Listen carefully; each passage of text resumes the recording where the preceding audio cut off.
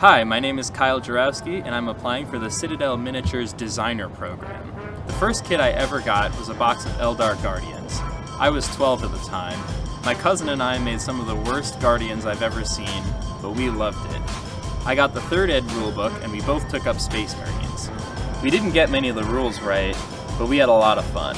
Since then, I've gone from playing with friends in the basement to making friends at the local hobby shop, and even traveling for tournaments. I've collected a lot of armies through the edition, and with every army, I tried to push myself a little further. First, I improved my painting, and then I started adding conversions, and eventually I wanted to sculpt my own models. I got my first taste of 3D modeling in college, Stony Brook University, where I studied engineering.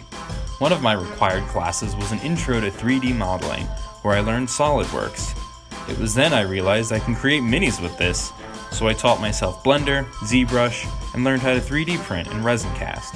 I've been working on various sculpting projects for 3 years now. For my first miniatures, I wanted to create an army that hadn't been done before, so I looked to another universe that I love for inspiration, the Terrans from StarCraft. I sculpted a large range of figures, including infantry, heroes, and vehicles of all sizes, each with lots of art for me to draw inspiration from. The most iconic model of the range is the siege tank, with the ability to transform, so I made sure my model could too.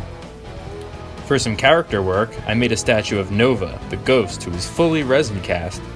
Once I had created a big enough army, my Terrans found themselves fighting for survival on the tabletop with my own homebrew codex.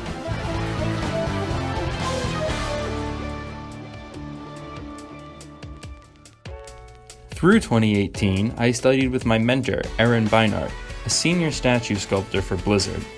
During this time, I became a much better sculptor, but I really enjoyed the engineering side of creating models.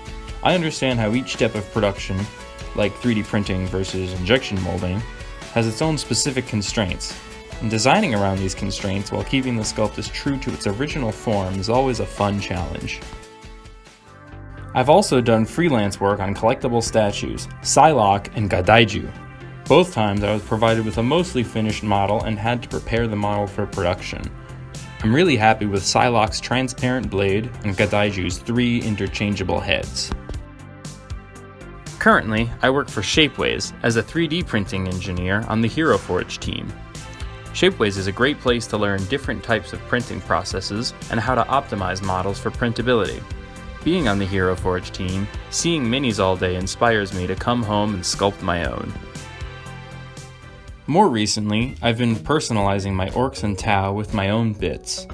I really enjoy bouncing between the organic and ramshackle orcs to the clean and geometric Tau. I've done some heads, Stormboy jump packs, and a Weird Boy conversion. When I was sculpting the arms, I kept thinking, these muscles are just too big, even for an orc. But when you print them at such a small scale, you realize how far you have to exaggerate the details to get them to read well at an arm's length. As for the Tau, I made a Farsight broadside and this Gout of Flame for a Yavara.